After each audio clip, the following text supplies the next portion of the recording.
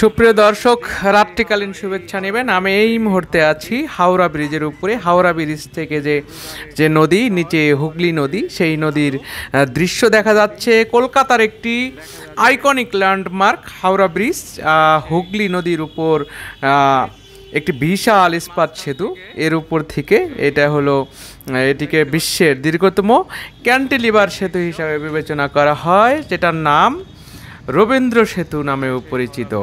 1943 সালে এটা হাওড়া ব্রিজ বা হাওড়া সেতু নামে তৈরি হলেও 1965 সালে বিশ্বকবি রবীন্দ্রনাথ ঠাকুরের নাম অনুসারে রবীন্দ্র সেতু নামে এই হাওড়া ব্রিজ নামকরণ করা হয়। আমি তার উপরে দাঁড়িয়ে আছি এবং আপনাদেরকে রাত্রিকালীন যে দৃশ্য, ব্রিজের উপর থেকে যে ব্রিজের যে রং করা যে স্বপ্নীল আলোতে আমি দাঁড়িয়ে আছি এবং আপনাদেরকে দেখাচ্ছি রাত্রিকালীন যে সৌন্দর্য।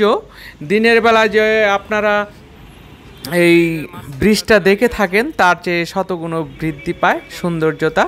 এটা যে নদীর উপর থেকে এবং নদীর মধ্যে থেকে হাওড়া এবং কলকাতাকে একত্রিত করার যে সৌন্দর্যতা, যে সম্প্রীতি বন্ধন, সেটা নদীর উপর থেকে রাত্রিকালীন যে আলোকসজ্জা সেটাতে প্রমাণ করে যে কতটুকু সৌন্দর্য এবং যে ভালো লাগা সৃষ্টি করে। সেই সৌন্দর্যের কাছেই, সেই সৌন্দর্যের নিচেই আমি দাঁড়িয়ে আছি। আপনারা দেখতে পাচ্ছেন হাওড়া টু কলকাতার গাড়িগুলো যাচ্ছে, কলকাতার দিকে যাচ্ছে। আমি সেই ব্রিজের মাঝখানে দাঁড়িয়েছিলাম।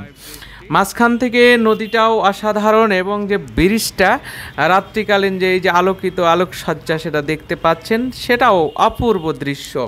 এখানে অপূর্ব দৃশ্যায়ন আমি দেখেছি, দু চোখ ভরে দেখে নিচ্ছি এবং আপনাদেরকেও দেখাচ্ছি অপরূপ এই দৃশ্যের মাঝে কতটা ভালো লাগা এবং যে সৌন্দর্য তা আমি খুঁজে পেয়েছি, তা নিঃসন্দেহে অসাধারণ। এই অসাধারণ দৃশ্যর মাঝে আমি সময় পার করছি এবং এই সৌন্দর্যতা আপনাদেরকে দেখানোর চেষ্টা করছি, কতটা অপূর্ব এই দৃশ্য। রাত্রিকালীন দৃশ্যতেই যে কোনো পর্যটক, যে কোনো মানুষের মন ভরে যাবে, তা আমি নিশ্চিত করে বলতে পারি। কারণ এমন দৃশ্য, এমন ভালো লাগার দৃশ্য কার না ভালো লাগে। আপনারা ভালো থাকবেন, সুস্থ থাকবেন।